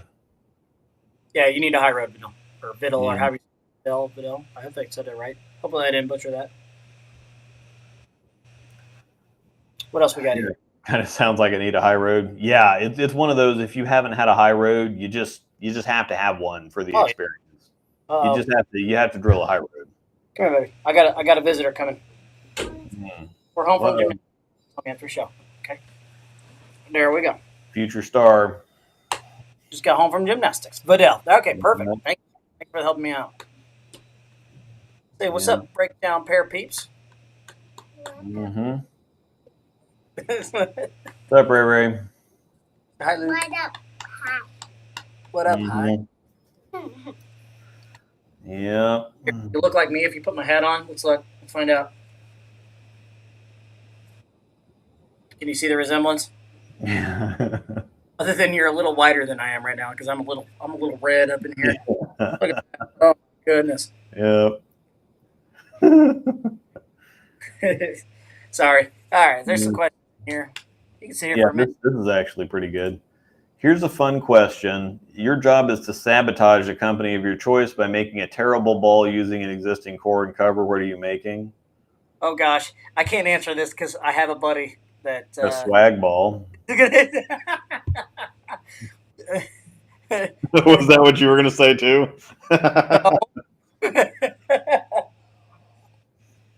No, you said it, not me. Yeah. What ball? What brand? Of what? Just say a brand. Do you even know? I don't know what you mean. Okay. You know bowling ball companies. Quick. Oh, Motive. There it is. Yeah. He knows that brand so well because Daddy was on staff with him for so long. So yeah, make a Gravity Evolve or a Zen Master or Gravity Evolve. The other one that was really terrible. Gravity Evolve. That's yeah. That ball is an absolute turd. I really would have said the Sunstorm, but there was a lot of people that because I would think that early and smooth of a cover on that early and smooth of a core would have just been an absolute nightmare. But everybody that's drilled one seems to have really liked it. So the Gravity Evolve is either everybody or the people. I shouldn't say everybody. People either really like it or they just absolutely hate it. And the one that I throw is just terrible. Yeah. Danny Bradley, actually, he still throws his, and his looks pretty good. So I don't even know. It must be that spin ball going down the lane. Mm-hmm. I don't know. Yeah, I don't know. It's absolutely garbage. Amanda's got one. Maybe she never throws it anymore. Maybe I should just have you plug it, and I'll throw it and just see what it looks like. Mm-hmm. Actually, you don't even really need to cover core combo it. You could just put Reactogloss on it, and it'll be terrible. So, Bye. OG Predator core, the band one wrapped with microcell polymer, so like a Jackal, so like an original Jackal, but microcell polymer. So, yeah. I like microcell polymer. I really do. I like if I could throw the Tank Blitz all the time, I'd throw it all the time. Desert, not so much. I don't like that it tries to be. It's a little flippier for me than what I like with that microcell polymer, but the Tank Blitz I like a lot. Mm-hmm. I'm throwing the gem cover on the Tropical Surge core. That would be interesting. But that's still at least a good cover is the problem. It's true. I mean, gem core on tropical cover stock. Yeah. That's a little different. Yeah, so I got to think of a bad cover. I don't know. I think it would have to be spec on something. Spec on anything. Sorry, I'm just. Yeah, I don't. Again, it's amazing on the Pro Motion. It was really good on the Crux Prime, but it's just the Gravity Evolve didn't work out. I don't know how you've not ever gotten me to throw a Pro Motion. Yeah. I don't know. You just never have. I never did. Nothing against it. I have no problem doing it. I just never gotten me to do it. Yeah. Surprises me a little bit. What else we got? That was a goat. But yeah, I don't know. That's a tricky one for me because most of our stuff, it's just kind of a fluke. Like a Zen Master, you would think that would be better than what it actually was, but it just wasn't. Oh gosh, James, horrible bowling balls right now. What about a spec with the grapnel ASIM core from the Honey Badgers and Reactogloss surface? Yeah, that would probably be spec on a high road would probably be pretty wretched because that core is designed to go long and be snappy, and that cover is just absolutely not. Absolutely not. Yeah. Yeah. Spec honey badger with reactor gloss, it would be pretty rough. So, but I mean, just anything with reactor gloss, we don't have to design anything specific because it's just going to be terrible. Oh yeah. So, thank you, Luke. Would I benefit from drilling a high road X? I don't know. I really want a high road pearl. I've never actually thrown a high road pearl, but I kind of want a high road X. I don't know why. Yeah, the high road X or pearl would be pretty good for you because the high road pearl is like a rounder shape than the high road is. It's a little bit weaker, a little bit longer, a little bit sharper, but it's rounder. So it's like a baby astrophysics, really, because it rolls a lot like it. It's just a whole lot less ball. I like that. I could do that. And then the high road X is kind of like a stronger high road pearl. It's almost like a Codex type of reaction, but longer and sharper, of course. Kind of torn between the two though, because like high road, I can still get my hands on a high road pearl. High road X probably a little more, but yeah, high road X is kind of it's longer and sharper, but very Venom recoilish. That kind of overall shape, just longer and sharper. You just said. You just made me very happy by saying that. Mm-hmm. Venom recoil is so good. Mm-hmm. Sorry, so good. Jason Nelson, yeah. Angel gave her high road X to Jason Nelson. He shot 300 with it here a week. Yeah, he shot 297 or 298 with it like a week after we gave it to him, and then he just shot 300 with it again. So he's got one of my old balls, and I want to say it's my old Phase 2. He shot 300 with the ball I gave him. It wasn't a Phase 2. There was a Phase 3 that he's done well with. That was my Phase 3. He shot 300. Okay. Yeah. That was mine, yes. Drinking game. Every time you like for me in any version of To Be Honest, take a drink. Mm-hmm. Like for me. Luke and I mean, this is a bowling show. Yeah. I will have to be home because I wouldn't be able to drive. Yeah. We need to change the title of the show to the Praise the High Road. Yeah. I can't get the high road to be anything that's super smooth. It's like it never wants to make the corner. That's weird. I mean, mine is super smooth, but it'll make the corner. Yeah, it'll make the corner though. Yeah, it'll make the corner. Weird. Sounds like is it box surface? Because if there's shine on it, then that makes sense. Yeah, if you bought a reactive gloss high road, that's the problem. Oh, they're putting reactive gloss on the high roads now? Putting reactive gloss. Everything that used to be 1500 polish is now reactive gloss. So yeah, the high roads are gloss now. Ugh. That's gross. Why? Because that's not perfect. Yeah, they are still shipping all the overseas balls with 1500 grit polish. So if that didn't tell you what it tells you, then here's a good question for you because we got about 6 minutes left here. William Durfee, Luke, can you do a quick recap of what you're taking to nationals? Yeah, 2 pitch blacks, Zen U, ice. Then I am taking 1 promotion, Fate, DNA, Cosmos, Volt Pearl.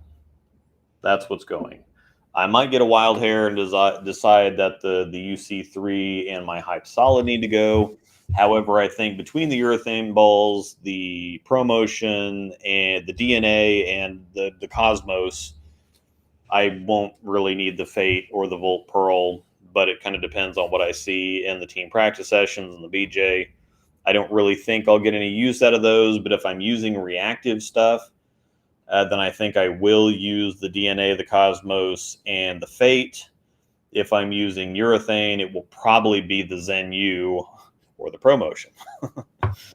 So I do have a fun game I can play though, and it doesn't have to be tonight. I might post it in the Breakdown Pair's Facebook page. But I really drill a new plastic ball. I've been throwing my same staff orange motive spare ball. I want to drill a new spare ball, but I want it to be pretty. I kind of want to run a competition and see who can pick out the prettiest spare ball. They can be pink. They can be, you know what I mean? I don't care. There's some mixes that look pretty cool. Again, I like the ice. Kind of want to drill a spare ball. I mean, I come out flat enough. It's not going to hook. I'm not worried about that. Yeah. So, I mean, I guess I could be boring and just throw urethane. That new, well, you've got the orange sniper right now, right? Yeah. Is that a sniper? Yeah, it's free. It was free. The new green sniper is actually pretty sweet looking. Jason L drilled one of those. I like green, but I don't want to spend $200 on a spare ball. True story. Yeah. The high road has a 5-inch pin, so could that be why it goes so long? Yeah, the high road is already a pretty high RG in 15 pounds to begin with. So that's probably, or if you throw 16, that would explain it, because the whole lot stronger core in 16, so the 16s are generally a lot smoother than the 15s. But yeah, 5-inch pin on a 257 RG, that's pretty weak. Is the Zen U better than the pitch black? I have a pitch black and I've grown to love it. It's not necessarily better. It's kind of like golf clubs. They're different. It's like saying is a 7-iron better than a 9-iron? No, they're just used in different situations. A 7-iron used in a 7-iron situation tends to be really good. A 7-iron used in a 9-iron situation probably isn't going to work out. If you want to cross brand compare, I see the Zen U more like microcell polymer type stuff. Mm-hmm. Am I wrong? No, and I think it's more of a solid because it does have more shape. Like the microcell polymer stuff is a little bit cleaner, a little bit sharper than carbide tankish. Yeah. Okay. Yep. So, all right, we have reached the end of the questions here, and I think we're ready to get off. I am done with my. I'm done with my mango juice. Oh, there it is. He's out of stuff. I'm hungry. And I hear the puppies milling around. So what do you got?